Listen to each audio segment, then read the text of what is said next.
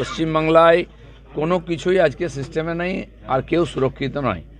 যদি ইডির রেড হচ্ছে, মুখ্যমন্ত্রী চলে যান সেখানে, ফাইল ছিনিয়ে নিয়ে আসেন, তার সঙ্গে চিফ সেক্রেটারি থেকে আরম্ভ করে পুলিশ কমিশনার থেকে আরম্ভ করে সবাই চলে গেছে, পুরো সরকার চলে গেছে।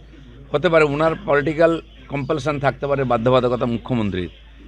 এই যারা অ্যাডমিনিস্ট্রেটিভ অফিসাররা তারা কেন গেছেন চিফ মিনিস্টারের সঙ্গে?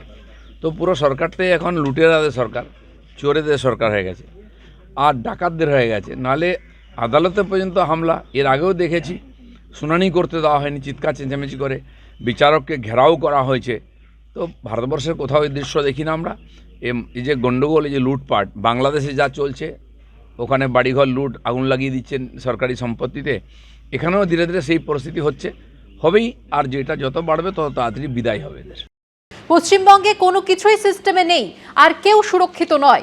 ইডির তল্লাশি চলছে, মুখ্যমন্ত্রী চলে যান সেখানে, ফাইল ছিনিয়ে নিয়ে আসেন। তার রাজনৈতিক বাধ্যবাধকতা থাকতে পারে, কিন্তু গোটা প্রশাসন কেন তার সঙ্গে যাবে?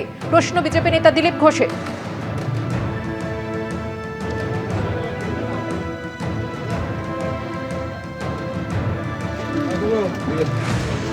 পশ্চিমবাংলায় কোনো কিছুই আজকে সিস্টেমে নেই, আর কেউ সুরক্ষিত নয়। যদি ইডির রেড হচ্ছে, মুখ্যমন্ত্রী চলে যান সেখানে, ফাইল ছিনিয়ে নিয়ে আসেন, তার সঙ্গে চিফ সেক্রেটারি থেকে আরম্ভ করে পুলিশ কমিশনার থেকে আরম্ভ করে সবাই চলে গেছে, পুরো সরকার চলে গেছে। হতে পারে ওনার পলিটিক্যাল কম্পালশন থাকতে পারে, বাধ্যবাধকতা মুখ্যমন্ত্রীর। এই যারা অ্যাডমিনিস্ট্রেটিভ অফিসাররা তারা কেন গেছেন চিফ মিনিস্টারের সঙ্গে? তো পুরো সরকারটাই এখন লুটেরাদের সরকার, চোরেদের সরকার হয়ে গেছে, আর ডাকাতদের হয়ে গেছে। নাহলে আদালতে পর্যন্ত হামলা এর আগেও দেখেছি, শুনানি করতে দেওয়া হয়নি, চিৎকার চেঁচামেচি করে বিচারককে ঘেরাও করা হয়েছে। তো ভারতবর্ষের কোথাও এই দৃশ্য দেখি না আমরা। এই যে গণ্ডগোল, এই যে লুটপাট বাংলাদেশে যা চলছে, ওখানে বাড়িঘর লুট, আগুন লাগিয়ে দিচ্ছেন সরকারি সম্পত্তিতে, এখানেও ধীরে ধীরে সেই পরিস্থিতি হবেই। আর যেটা যত বাড়বে তত তাড়াতাড়ি বিদায় হবে এদের। দীঘায় মুখ্যমন্ত্রীর সঙ্গে যখন দেখা করেছিলেন তখনও তো মন্ত্রী আমলারা ছিলেন, তখন দিলীপ ঘোষের কিছু মনে হয়নি? নিজের দলে ফাইল আনতে গিয়েছিলেন মুখ্যমন্ত্রী মমতা বন্দ্যোপাধ্যায়, অন্যায় কিছু করেননি, পাল্টা মন্তব্য দেবাংশু ভট্টাচার্যের।